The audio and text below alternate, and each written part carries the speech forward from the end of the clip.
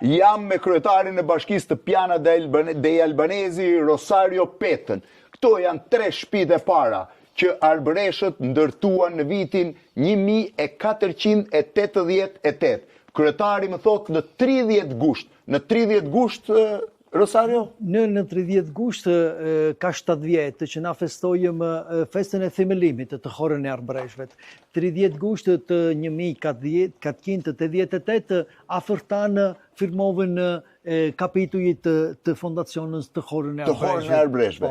Kjo është pjesa e Horës Arbreshëve, kur në 1488 një numër i madh arbreshësh që jetonin në more, në jug të Shqipërisë, sa asaj kohe, pra të arbrisë sa asaj kohe, ose në veriun e sotëm të Greqisë, që flisnin gjuhën arbreshe, zakonet arbreshe, kishin qenë pjesë e historisë arbreshe, u zhvendosën për arsye të pushtimit osman, por edhe për arsye ekonomike. Këto janë shtëpitë e para që ata ndërtuan. Jemi në Horën e Arbreshëve që sot mban emrin Piana dei Albanesi dhe shtrihet pak më poshtë. Shumica e shtëpive të ngritura në gur, siç e shihni, janë shtëpi thuajse 400-500 vjeçare. Ke ndjesinë të qenit në një fshat shqiptar.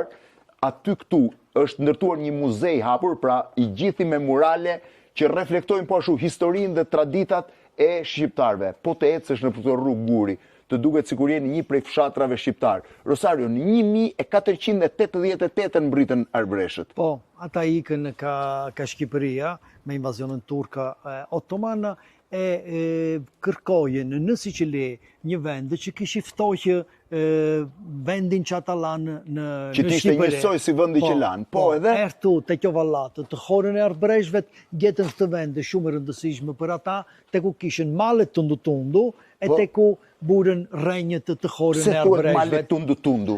Malet që... Vinë rreth e rrotull, tundu-tundu e thonin. Ne arbrisht e thomi tundu-tundu. Tundu-tundu është malet që rrethojnë. Shë sa bukur, është komplet si në fshatrat ton e gjitha, më tutje ka edhe punime tjera që kanë punuar në atë që quhet muzeu i hapur. Arbreshët u vendosën këtu në 1488, 540 vjeta afërsisht, ju e ruani gjuhën tuaj. Po, na flasim gjithë gluhën arbreshe, na mendojmë arbrisht. Mendoni arbrisht? Po, pra kur flasim me tjerët të traduqirim në italisht, e para fjalë kur na lehemi, nuk e thomi italisht. Na e para fjalë që thomi ta e mo, tata e mëma, arbrisht. Tata e mëma, i thoni arbrisht. Ta e mo janë fjalët e para që thoni.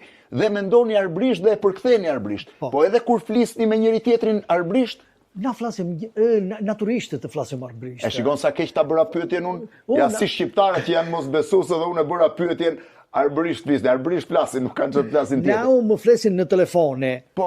E më thret mëma, kush më thret arbrisht, e na unë nuk flas arbrisht, më thot që kleu, kush jo ate? Ashtu të thotë, po si fole arbrisht, dhe nëna thot çfarë po flet.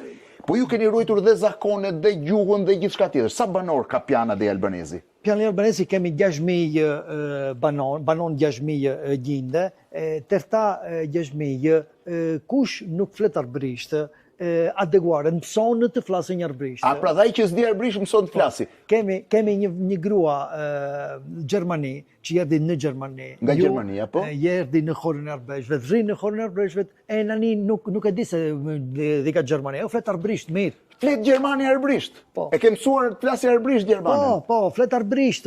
E një shërbes shumë i bukur, një djalë që vjen di ka Afrika, një djalë i zi, kur jerdi... Nga Afrika vjen? Po, të djetët nëndorit, kur jerdi presidentit Republikës të Shqipërisë, a i vate danëzë të rriti i tha, preside, u jam një arbresh i zi. Kështu i tha Afrikani. Dhe tani ka mësuar arbrisht. Edhe flet arbrishtën. Kur që gjithë flasim.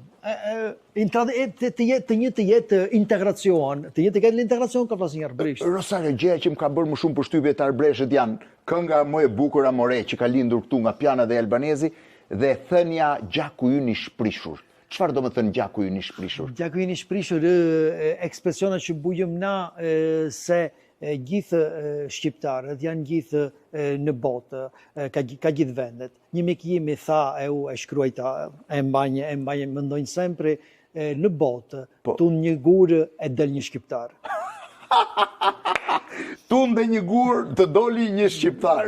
Do të thënë, ky është gjaku i shprishur i shqiptarëve. Po kënga më e bukur amore vjen nga emigracioni nga Morea, a? Po. E një këngë që na shumë herë kur e këndojmë shumë herë vuhëm klamë. Ashtu, a? Po, por që na kiton rrenjët tona, na kiton dhika vijim, na kiton atë që lanë afërtan kur jikën ka Shqipëria. Po, a e dini tamam Rosario nga cila pjesë e Moreas vini? Në parti vashu të Shqipërisë, konfine me Greqinë. Nga jugu i Shqipërisë në pjesën me Greqinë. Shifeni tani se sa i rregulluar është fshati, është fantastik. Ajër i jashtëzakonshëm, qetësi fantastike. Do gjeni shumë gjëra që në Shqipëri duken si të harruara, madje po ju them, do ju tregoj një histori të bukur, para disa kohësh po udhtoja dhe doja them dhe Rosarios, para disa kohë po udhtoja me avion nga Athina për në Aman, në Yemen, që nga Jemeni të futesha në Damask në Siri. Styardesa avionit, qëlloj shqiptare, më tha jam shqiptare nga Vlora, kam ikur tha 5 vjeçe nga Vlora, dhe pastaj më tha, please, a mund të flasim anglisht sepse nuk e kam kollaj shqipen, dhe u fola anglisht me të. Kur mbrita në Damask, në lagjen e shqiptarve, gjeta Abdullahin, i cili ishte 78 vjet, kishte ikur babai i tij 112 vjet përpara nga Shqipëria, dhe ai më foli shqip. Dhe niprit e tij që i bjet që të kenë 120 vjet, pra 4 breza aty, vazhdonin flisnin shqip. Kështu që shqiptarët e Horës edhe të Pianës e kanë ruajtur në mënyrë të jashtëzakonshme. Shihni dekorimet me drita që tregojnë pashkët, që janë fantastike, por edhe një gjë tjetër. Shpeshherë në rrjetet sociale shihni udhtim që duhet ta bëni patjetër një herë në jetë. Nëse ka një gjë që duhet ta bëni një herë në jetë, është vizitoni Pianët e Albanezi ose vetë banimet e tjera të arbreshve, por ky në Siçili është kollaj. Vinin Palermo, vinin Catania, vinin në zonat sipër. Shihni shumë prej bukurive, Siçilia është e jashtëzakonshme, të themi të drejtën, po mos harroni kur të vini në këtë vend, sepse do mahniteni. Është një eksperiencë e rrallë, dhe kur ja them është një eksperiencë e rrallë, po ja them unë që kam shëtitur në 154 vende të botës, dhe rrallë kam pasur emocioni që kam pasur këtu që kur kam vizituar për herë të parë. Rosario, vishën vajzat me veshjen arbreshe? Të dita e pashve të shurbesi shumë i bukur, se 350 e 50 gra e vajza vishën gjithë me të veshur arbreshe. 350 gra e vajza? E vishën me një dashuri të gjithëve e madhe. Vajzat bujën të ato familje që janë di vajza, bujën një herë vishën njëra motrë të ke djerja më parë se pashvet, e jetra motrë vishën të dike të parë. Se kanë vetëm një kostum? është i shtrenjtë kostumi arbresh? Kostumi arbresh 30.000 të blihet gjithë komplet. 30.000 euro? Të blihet një kostum arbresh? Po shumë i bukur. Shumë i bukur, ka brezin, në mestrë. Po burrat kanë kostum? Burrat e kanë më shumë një kostum që qaset ai shqiptar. Është një ngjashëm atë shqiptar. Ai të gravet kostumi arbresh, kostumi që për neve është shurbesi që na qeh përpara traditat historikën tonë. Shiheni sa e bukur është. Tani unë po ndaloj, por po të vazhdojmë para andej, po të shkojmë këtej në të gjitha drejtimet, gjeni një vend banim, shiheni sa i bukur është ky me vendin për të lidhur kalin, që tregon sa i vjetër është vendi ku lidhej kali. Shiheni gurët, se si janë, këto shtëpi mund të jenë 500 vjeçare, brenda tyre në një farë mënyre jeton ende shpirti, dhimbja dhe pasioni i këtyre njerëzve për vendlindjen. 540 vjet dhe nuk e kanë harruar kurrë. Nëse doni të dini, ja ku është këtu. Shtëpia. Bottega Putila La Zënfra. 1832 shtëpia. Ja ku e ka shtëpia.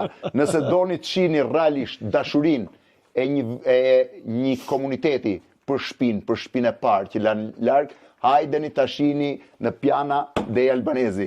Kryetar, faleminderit. Faleminderit dhe për pritjen e jashtëzakonshme që i bën gjithë shqiptarëve. Faleminderit ti të erdhët këtu në Horën e Arbreshve. Faleminderit.